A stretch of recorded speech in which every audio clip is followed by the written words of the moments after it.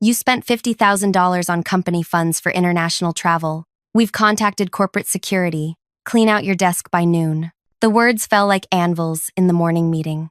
Rain, our HR lead, announced this while standing at the front of our weekly gathering.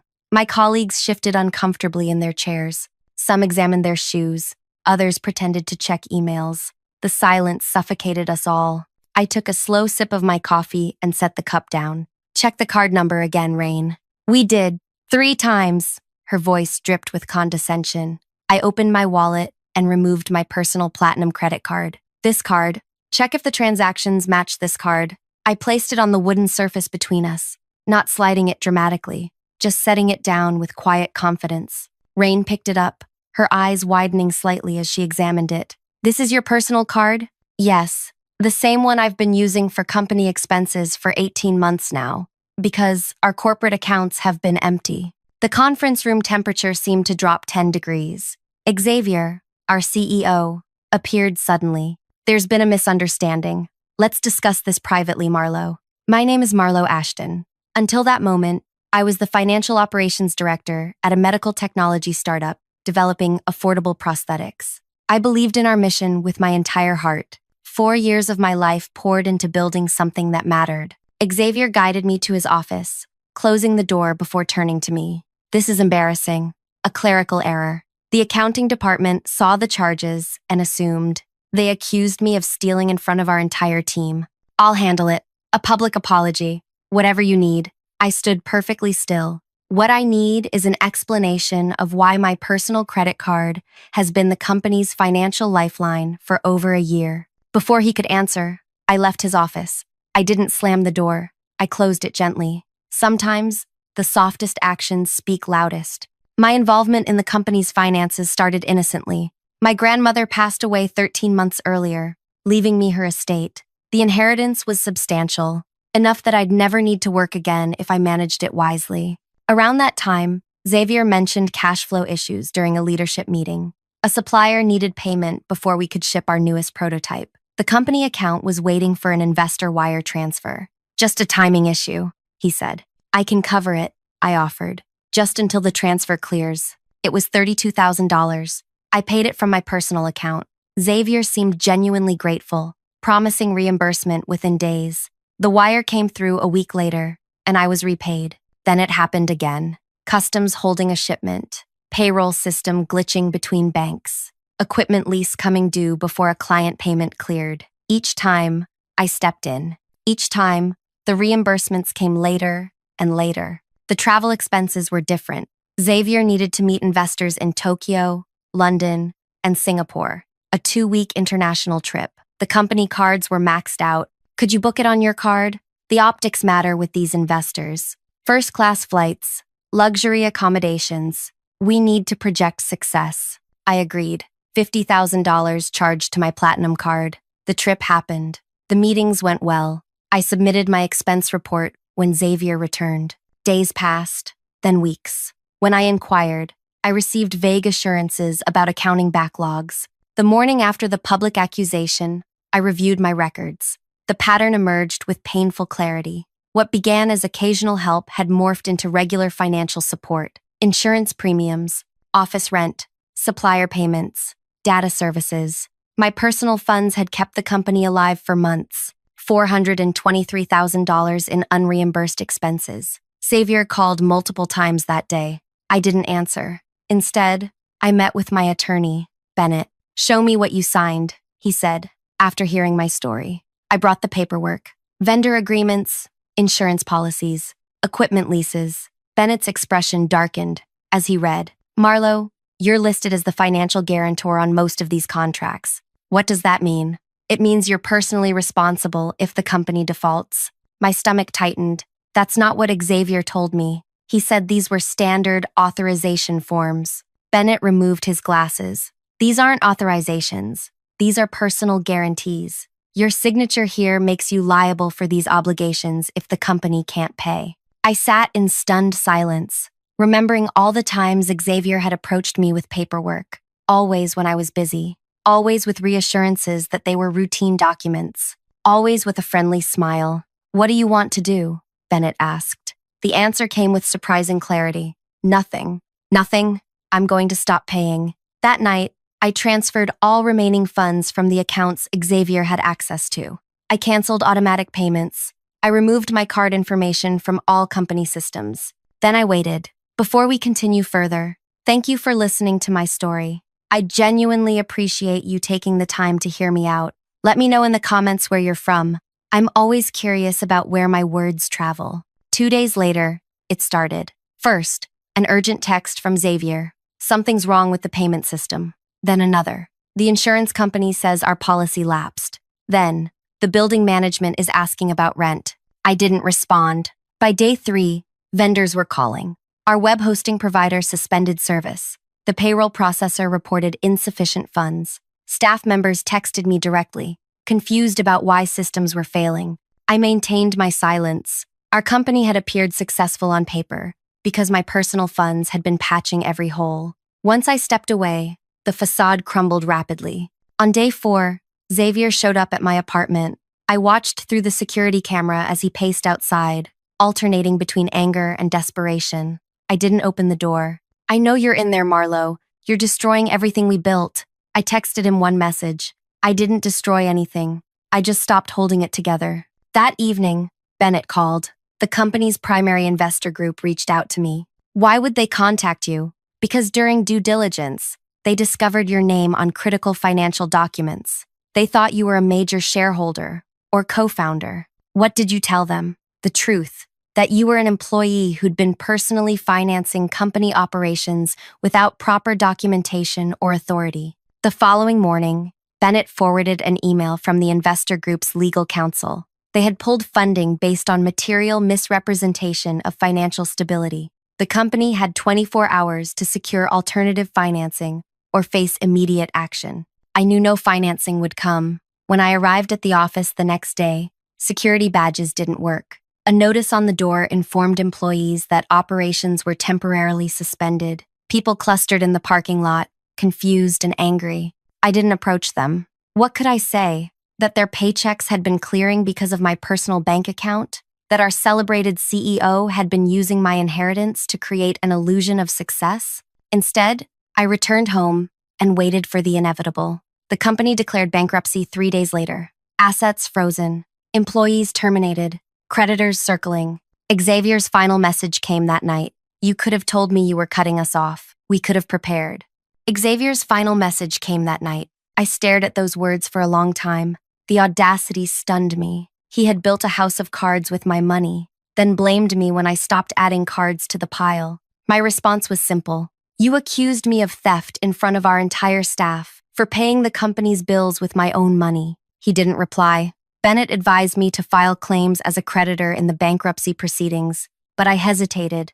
The money already spent felt like the price of an expensive education, a lesson in trust and verification. As the company dissolved, former colleagues began reaching out, not Xavier or Rain, but others, people who had witnessed my public humiliation.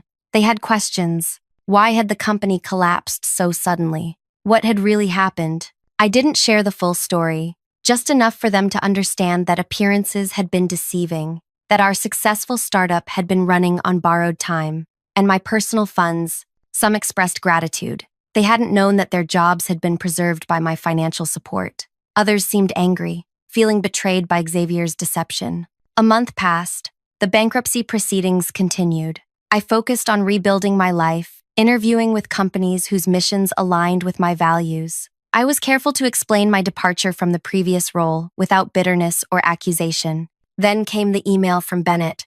Marlo, we need to meet. There's been a development. I met Bennett at his office the following morning. He had printed documents spread across his desk. The bankruptcy trustee found something interesting, he said, sliding a folder toward me. Financial records showing systematic transfers of company funds to personal accounts. I frowned. Not my accounts. No, Xavier's accounts. And Rain's. Bennett tapped the papers. Over 3 years, they diverted approximately $7 million from investor funding and revenue. My hands trembled slightly as I examined the records. Wire transfers, shell companies, consulting fees to entities that didn't exist. The evidence was meticulous and damning. The money I contributed wasn't keeping the company afloat. I whispered. It was replacing what they stole. Bennett nodded grimly. The bankruptcy trustee believes Xavier deliberately targeted you after your inheritance. Your financial support allowed them to continue siphoning funds without triggering cash flow alarms that would alert investors. The realization hit me with physical force. I hadn't been helping a struggling company. I'd been unknowingly facilitating fraud. There's more, Bennett continued. Those guarantee documents you signed? The trustee believes Xavier purposely misrepresented them to establish a financial safety net. If the scheme collapsed, creditors would come after you, not him. I sat back, processing this betrayal, the calculated nature of it, the careful grooming, the patient exploitation of my trust and goodwill. What happens now? I asked. The FBI's Financial Crimes Unit is investigating. They'd like to speak with you, as a witness, not a suspect. 2 FBI agents interviewed me the following day. I shared everything. The initial requests for help, the escalating financial support, the misrepresented documents, the public accusation of theft. They recorded my statement and collected my financial records. This appears to be a sophisticated fraud scheme, Agent Varma said. We've seen similar patterns where perpetrators identify wealthy employees and manipulate them into covering shortfalls. I felt foolish, used. I should have recognized what was happening. Agent Kerrigan shook her head. These individuals are skilled manipulators. They build trust over time. The fact that you were working on meaningful technology, prosthetics that help people, made you more vulnerable. You believed in the mission. That night, I couldn't sleep. I kept replaying moments from the past 4 years, the late-night strategy sessions with Xavier, the breakthroughs we celebrated, the patients whose lives improved with our devices. Had any of it been real, or was it all an elaborate performance to access my inheritance? The investigation progressed quickly. The FBI uncovered offshore accounts, luxury properties purchased through shell companies, evidence that Xavier and Rain had been planning their exit strategy for months before I stopped my financial support. Former employees were interviewed. Some had noticed red flags but stayed silent out of fear or loyalty. Others had been completely unaware, believing in the company's mission as deeply as I had. 2 weeks after my interview, Xavier and Rain were arrested. The charges were extensive: wire fraud, financial institution fraud, securities fraud, money laundering, identity theft. Local business news covered the arrests with dramatic headlines. Tech CEOs fall from grace, and prosthetics startup revealed as Ponzi scheme. My phone buzzed constantly with messages from former colleagues, industry contacts, even old college friends who recognized my connection to the company. Did you know? Were you involved? Are you okay? I responded selectively, protecting my emotional energy. The public exposure felt like another violation, my private pain displayed for others' curiosity. Bennett called with surprising news 3 days after the arrests. The prosecutor wants to meet with you. The meeting took place in a sterile government office. District Attorney Elisa Montgomery explained that Xavier and Rain were seeking plea deals. They're offering full restitution to investors and creditors in exchange for reduced sentences, she said. I nodded slowly. That seems reasonable. There's a complication, she continued. The total they diverted is nearly $7 million. Their recoverable assets amount to just under $5 million. They're claiming they can't repay the remainder. Bennett leaned forward. What does this have to do with my client? Montgomery met my eyes directly. Mr. Ashton, they're asserting that your financial contributions were investments, not loans, that you were a silent partner who understood the risks. The audacity stole my breath. Even now, facing criminal charges, they were trying to use me. That's absurd, Bennett interjected. We have documentation proving these were temporary financial supports, with explicit promises of reimbursement. Montgomery nodded. I understand your position, but they've presented emails and texts that, taken out of context, could support their claim. They're desperate to avoid lengthy sentences. I sat with this information, feeling a strange calmness descend. They're still trying to make me pay for their crimes. Essentially, yes, Montgomery confirmed. If their claim stands, you would be classified as an investor who lost money, not a victim of fraud entitled to restitution. I thought about the months I'd spent rebuilding my life, the therapy sessions, working through betrayal and self-blame, the careful reconstruction of my professional reputation. What do you need from me? I asked. Detailed testimony. Every interaction, every promise, every misrepresentation.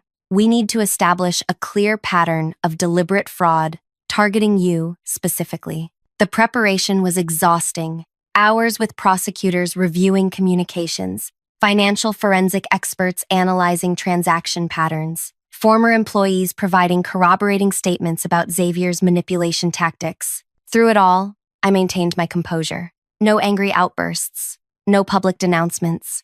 I simply provided facts, dates, amounts. The truth needed no emotional embellishment. 3 days before the preliminary hearing, Bennett called again. Xavier's attorney reached out. They want to meet. The meeting occurred at Bennett's office. Xavier's attorney, an expensive-looking man named Palmer, presented their proposal. My client is prepared to acknowledge that Miss Ashton's financial contributions were loans, not investments. He will include the full amount in his restitution agreement, with priority payment status. Bennett remained expressionless. What does your client want in exchange? Miss Ashton's testimony focused strictly on financial matters. No character statements, no details about their personal interactions or conversations that might prejudice the court. I studied Palmer carefully. He's worried about his reputation. Palmer shifted uncomfortably. My client is concerned about fair treatment. Emotional testimony could unduly influence sentencing. I turned to Bennett. Could we have the room, please? When we were alone, Palmer leaned forward. Miss Ashton, my client recognizes the unfortunate way your professional relationship ended. You mean when he accused me of theft in front of my colleagues after I'd spent hundreds of thousands of dollars keeping his company afloat? Palmer cleared his throat. That incident was regrettable. Xavier was under extreme pressure, as was I. Being publicly humiliated tends to be stressful. He's prepared to make amends, full financial restitution, plus a personal apology. I let the silence stretch before responding. Where is he getting the money for restitution? His assets are frozen. Palmer hesitated. His family is contributing. The piece clicked into place. Xavier's wealthy family, who had always kept distance from his business ventures, was now rescuing their son from the consequences of his actions. I see. So he betrays me, steals millions, tries to frame me for his financial crimes, and then gets bailed out by his family. Palmer began to respond, but I continued. Tell Xavier I'll consider limiting my testimony to financial matters. I need 24 hours to think about it. After Palmer left, Bennett returned. What are you thinking? I'm thinking Xavier is still manipulating circumstances to protect himself. That night, I reviewed everything again. The financial records, the text messages, the emails where Xavier praised my partnership and commitment to our vision. I remembered the morning of my public humiliation, the sick feeling as colleagues averted their eyes, Rain's satisfied expression as she delivered the accusation, Xavier appearing in the doorway, not to defend me, but to contain the situation. The next day, I called Bennett. Tell Palmer I've made my decision. I'll focus on financial matters in my testimony, as requested. Bennett seemed surprised. You're agreeing to their terms? Yes, with one condition. I want a meeting with Xavier before the hearing. Marlowe, that's not advisable. It's non-negotiable. The meeting was arranged for the following afternoon, in a small conference room at the courthouse. Security protocols required that Xavier be accompanied by a court officer who stood quietly by the door. Xavier looked diminished, his designer clothes replaced by a conservative suit that couldn't hide his lost weight, the confident posture now slightly hunched. Thank you for meeting with me, he said as I sat across from him. I studied his face, searching for the person I had trusted with my career, my finances, my belief. Why did you do it? He looked down at his hands. It started small. The company needed funds. I borrowed from investments, intending to replace it. Then we needed more. The cycle continued. That explains the fraud. It doesn't explain targeting me. Xavier met my eyes briefly before looking away. You were perfect, wealthy but not focused on money, committed to the mission, trusting. The clinical assessment of my exploitation made my skin crawl. And the theft accusation? Why humiliate me publicly? He shifted uncomfortably. We discovered you were reviewing financial records. Rain suggested we discredit you before you found discrepancies. Preemptive character assassination. I regret how things ended. I leaned forward. Things didn't end.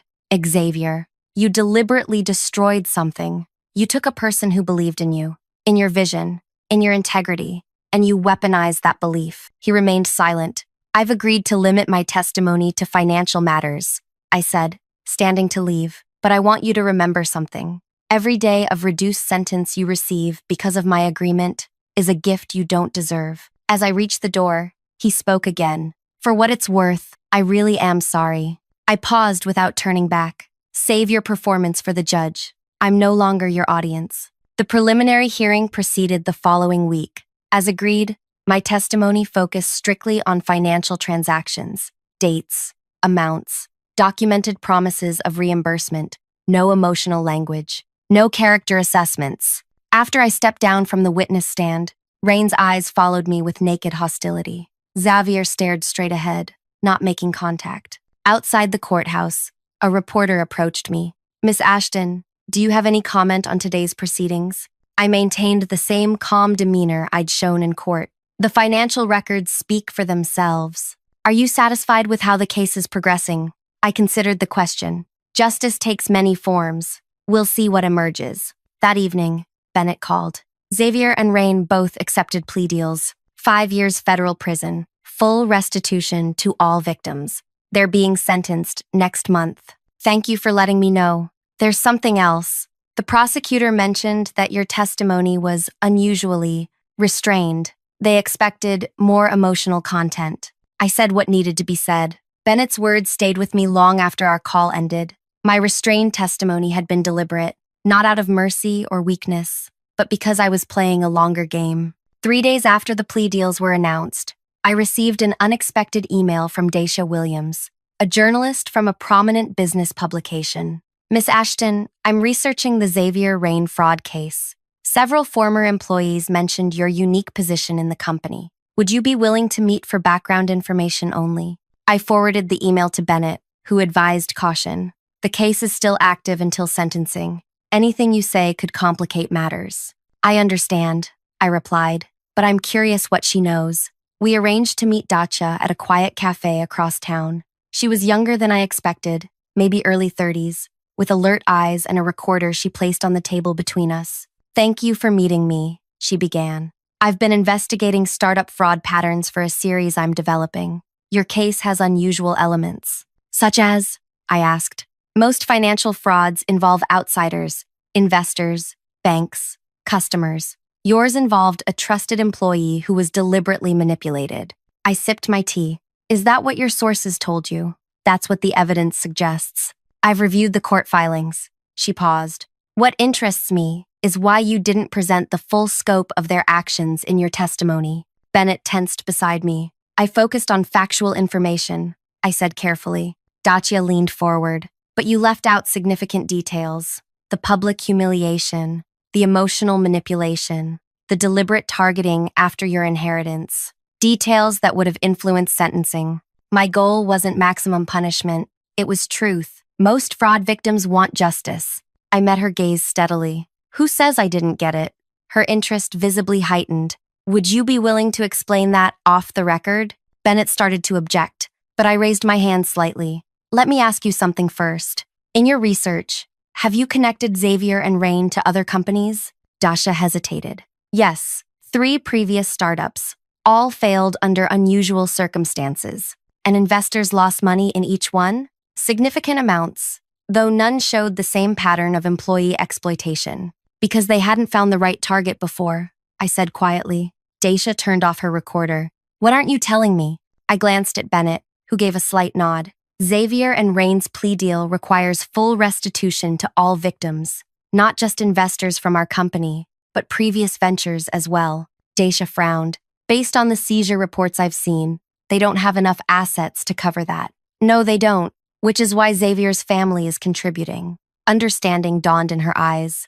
They're paying to reduce his sentence. Yes, his parents are liquidating investments and property to make victims whole. Approximately $12 million.